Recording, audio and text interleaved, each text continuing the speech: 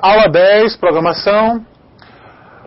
Até agora, a gente já trabalhou com bastante objetos, nós já criamos bastante classes, já trabalhamos com métodos das classes, trabalhamos com variáveis string, trabalhamos com estruturas de repetição, trabalhamos com estruturas condicionais.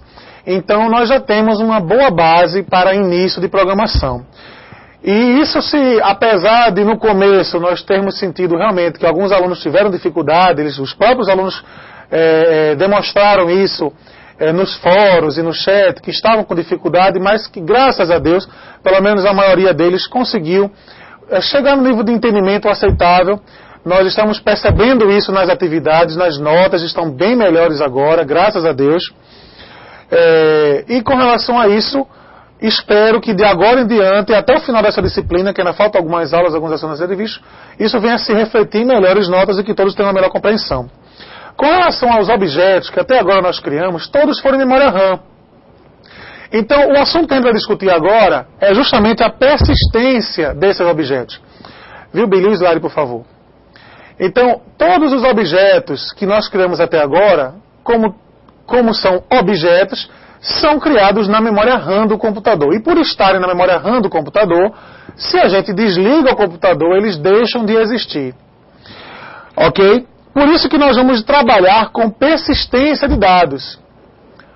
Tranquilo? Existem vários objetos que não necessitam de persistências, que é o caso desse que eu estou mostrando aí no slide. Objetos de conexão, objetos de transmissão, tratamento de erro, validação, conversão de dados, formatação e dentre vários outros objetos que você pode utilizar dentro do seu sistema que não necessitam de persistência, não precisam que sejam gravados no computador.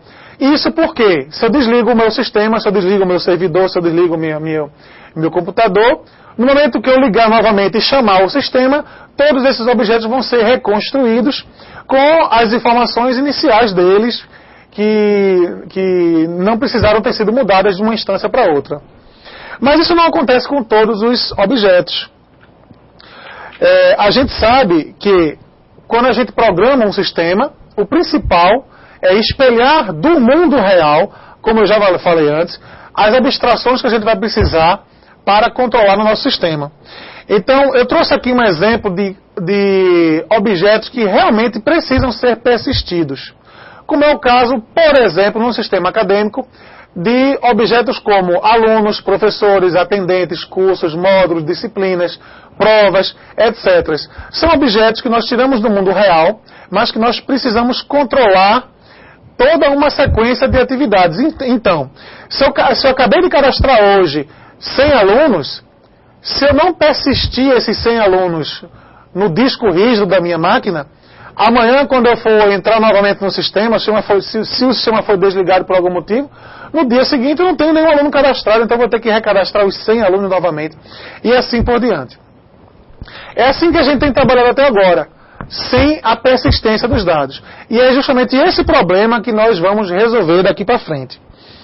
Não somente esses alunos, professores, atendentes, ou seja, não somente as entidades que nós observamos no mundo real precisam ser persistidas. Existem também outros tipos de objetos. São os objetos que representam ações realizadas dentre essas entidades. Por exemplo, eu tenho um aluno, o aluno ele se matricula, então aquela matrícula é um verbo, ele se matriculou. Então aquilo também precisa, aquele ato de ter sido matriculado, precisa também ser registrado. Eu tenho as aulas que vão acontecendo, as avaliações que vão acontecendo, os pagamentos que os alunos fazem, os bloqueios, os desbloqueios, os agendamentos, cancelamentos, transferência de turno, o aluno mudou de turma, de uma turma para outra, de um turno para outro, enfim.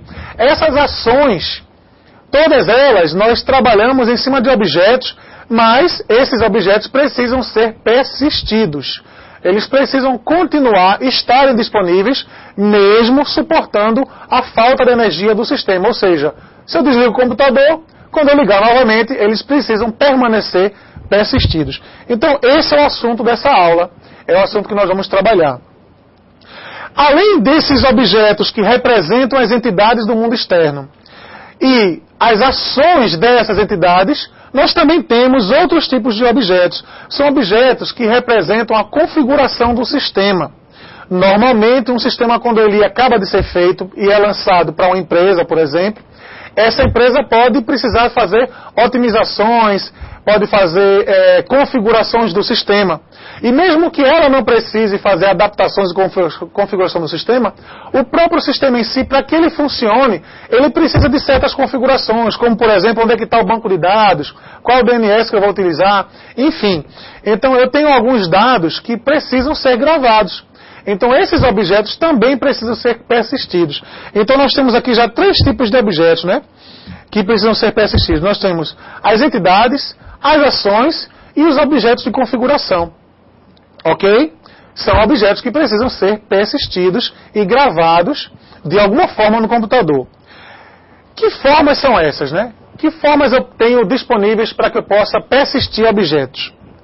Nós temos arquivos de inicialização, que são muito utilizados nesse exemplo que eu acabei de citar, de configurações de sistemas. Então a gente grava arquivos de inicialização com valores para que quando o sistema reiniciar, ele já tenha aqueles valores persistidos, levante para a memória e comece a trabalhar já com aqueles valores.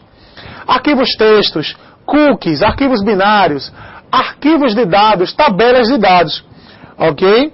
E também, eu coloquei até de verde aí para destacar bem, que é a principal forma de persistência de dados e objetos através dos bancos de dados. Ok? Extraindo daquela lista os principais, a gente está fazendo uma comparação agora entre arquivos e tabelas. Qual a diferença, né? Como eu poderia classificar o que é um arquivo, o que é uma tabela? Se é tão parecido o conceito entre eles. Os arquivos, eles não têm regras bem definidas. Você pode guardar qualquer coisa. Por exemplo, se eu tenho uma planilha de Excel, eu posso utilizá-la para armazenar alguma informação de um sistema, por exemplo. Eu até já fiz muito isso no Delphi, dependendo da necessidade do cliente, de estar utilizando planilhas do Excel, porque o sistema precisava interagir com várias planilhas que já existiam lá no setor estatístico e por aí vai. Então, antes que essas planilhas todas fossem convertidas para sistemas, o sistema atual precisava realmente utilizá-las como banco de dados. Isso existe, não é uma prática muito boa, mas isso existe. Acontece. Mas observe que, se eu guardo, por exemplo, um arquivo de produtos, ou um arquivo de funcionário, dentro de uma planilha do Excel, se o primeiro funcionário for João José da Silva, matrícula 13, se eu copiar e colar para a linha de baixo, e depois copiar de novo, ele vai aceitar, porque trata-se de um arquivo, não é uma tabela de dados, é um arquivo de dados. Já a tabela de dados, não. A tabela de dados, ela, por definição, por conceito, ela não permite redundâncias, replicações, duplicações de informações. Então as informações precisam obedecer a um critério.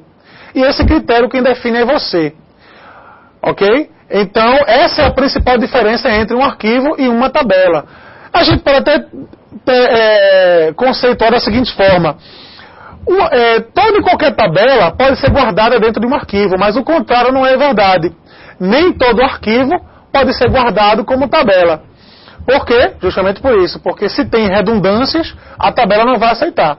E se não tem redundâncias, muito provavelmente pode estar dentro de um padrão de tabelas. Então é em cima dessa ideia que a gente vai trabalhar a nossa persistência de dados. Em cima de tabelas de dados e não em cima de arquivos de dados. Ok? Já explicando um pouco mais sobre tabelas, nós temos esses principais conceitos. Uma tabela, ela só passa realmente a existir como tabela, conceitualmente falando. Eu não estou falando fisicamente. Eu posso criar uma tabela e não definir chave nenhuma para ela.